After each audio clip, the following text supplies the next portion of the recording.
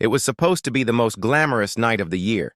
Crystal chandeliers, glowing like frozen starlight, champagne bubbling in tall glasses, and 100 elite guests mingling in their finest gowns and tuxedos. But under the golden lights of the ballroom, one man's arrogance was about to collide with a truth, so powerful that it would shake the entire room. He thought no one important was watching. When he humiliated his wife in front of everyone, what he didn't know was that her billionaire father stood just a few steps away. Sophia had always been graceful, the kind of woman whose presence drew admiration without her ever trying. Born into a family whose wealth could buy entire skyscrapers, she never flaunted it. She had chosen love over status when she married Ethan, a charming entrepreneur who claimed he wanted nothing but her heart. In the early years, he was affectionate and supportive. But as his own ambitions grew, so did his arrogance. The couple had been invited to the grand annual winter gala at the Montclair Hotel, a dazzling charity event where the city's most influential figures gathered. For Sophia, it was just another formal evening. But for Ethan, it was his chance to impress potential investors. The ballroom was breathtaking, golden drapes falling from the ceiling, an orchestra playing soft classical music, and waiters gliding between the tables like shadows. Sophia wore a flowing silver gown that shimmered with every step, while Ethan's designer suit made him look like the image of success. But his smile that night wasn't for her. The evening began politely enough, but as the hours passed, Ethan's true colors began to show. While Sophia tried to engage in warm conversations, Ethan interrupted her constantly, boasting about his business deals and subtly dismissing her opinions. At one point, they joined a small circle of guests near the champagne fountain. A woman complimented Sophia's gown, saying it looked like something out of a royal ball. Before Sophia could even say thank you, Ethan smirked and said loud enough for the group to hear, "She does look nice, though I had to practically drag her here. She's not exactly the social type." "Prefers hiding at home." The guests chuckled awkwardly, sensing the sting in his words. Sophia's smile froze, but she swallowed her discomfort.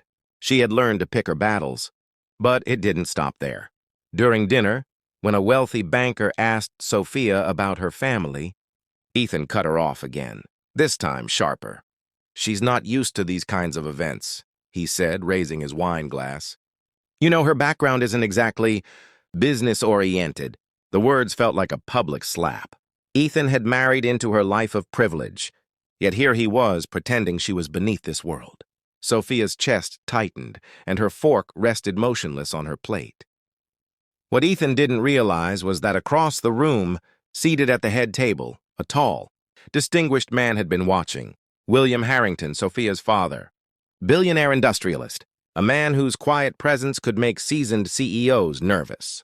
The final straw came when Ethan, in front of a small crowd near the dance floor, mocked Sophia for not understanding investment talk, and actually rolled his eyes at her. Gasps and awkward glances followed. Sophia's cheeks burned. And then, the voice. "Ethan." The music seemed to fade as William Harrington stepped forward, his polished shoes clicking against the marble floor. The room grew silent, every guest sensing the gravity of what was about to happen. Ethan straightened, trying to plaster on a fake smile. "Ah, Mr. Harrington," but William's eyes, cold and sharp, cut through him.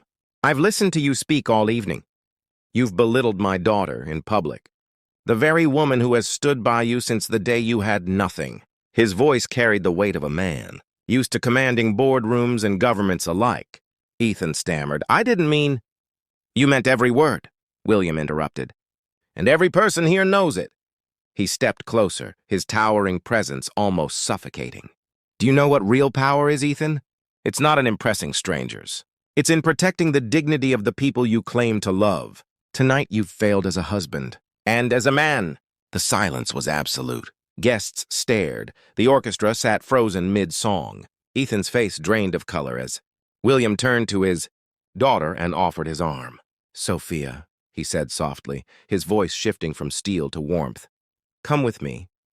Without a word, she stood, her silver gown shimmering under the lights as she walked away from the man who had humiliated her. Ethan reached out, but she didn't even glance back. As they left the ballroom together, whispers spread like wildfire. about the humiliation, the confrontation, and the fact that when a Harrington draws a line, it's final. Ethan would learn, in the days that followed, just how deep the consequences could run. Investors pulled out, his business deals collapsed, and the doors to the elite circles he once coveted slammed shut.